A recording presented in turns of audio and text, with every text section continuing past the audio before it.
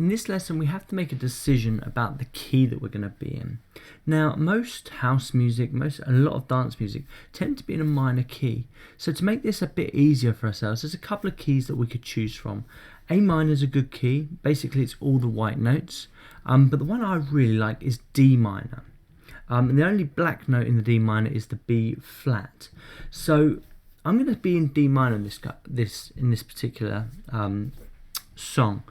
Now the chords that I've chosen for my little 4-bar sequence goes like this. It goes D minor, then it falls onto the F, and then it goes C for 2 bars. It's nice and simple. You really have to make that decision quite early on before you start adding any more of your kind of melodic parts, just so you know the key that you're in, so that you know that everything fits, okay? So that's the decision I've made. I've made the decision that I'm going to be in D minor, and I'm going to be using the chords over 4 bars, so D minor chord for 1 bar, F major chord for 1 bar, and C major for 2 bars. In this lesson I'll attach all the chords for both of those keys, just so you've got a nice little reference for that. Now let's talk about loops, because in a lot of dance music you find that they start with these arpeggiated patterns, and there's some really nice arpeggios already built into Logic. Now if you come up to here, if you're on Logic 9, you want to go to the media button and then find the loops. And all I've done here is I've typed in arpeggio and then I've scrolled down. Now what you're going to find is you've got these blue icons, which basically means that they are audio, and then you've got these green icons, which basically means they are MIDI. I tend to use the MIDI ones because then I can change them to the chords that I actually need, okay? So the one that I've used is this reflective arpeggio 1. So let me just click on it, show you what it sounds like.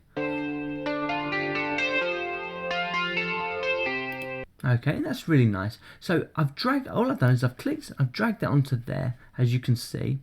Let me just delete that, Control Z to undo. Now, with that done, if I double click, you'll see that because it's a MIDI file, I'm just going to collapse this. Because it's a MIDI file, I've got all the notes. So I can then start working through this 4-bar phrase and actually manipulating it so it actually only plays the notes that I need.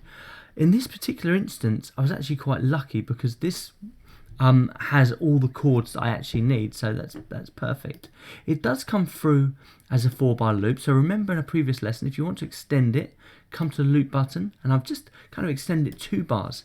Another thing that I've done is you'll see that this one here is exactly the same pattern, but I've actually put it onto a different track. So just by clicking on it, pressing duplicate, and then let me just show you, press duplicate, and then press Alt, click and drag, and that creates a duplicate for us. Let me undo that, Command Z again. The reason I've put it on this one is because I've decided to use a different instrument. This first one is very cleanish, so it's a guitar, and then it goes on to this synth part, and it helps me build my dance track up. So let me show you what I've got, and then I'll let you go through all those patterns and choose the ones that you want. So here we go.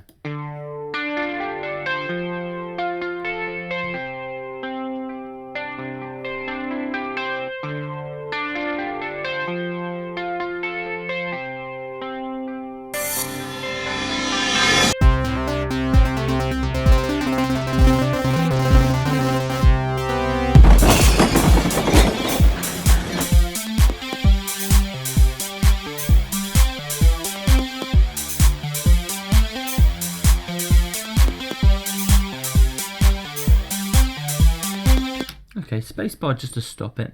You see this is developed. It's still not exactly the way I want it, but we'll keep developing that, and we'll keep putting extra rhythmic parts in. So have a look through your loops, choose the ones that best suit, have a play around with a few of them. There's absolutely hundreds to choose from, and I'll see you in the next lesson when we start putting down bass notes.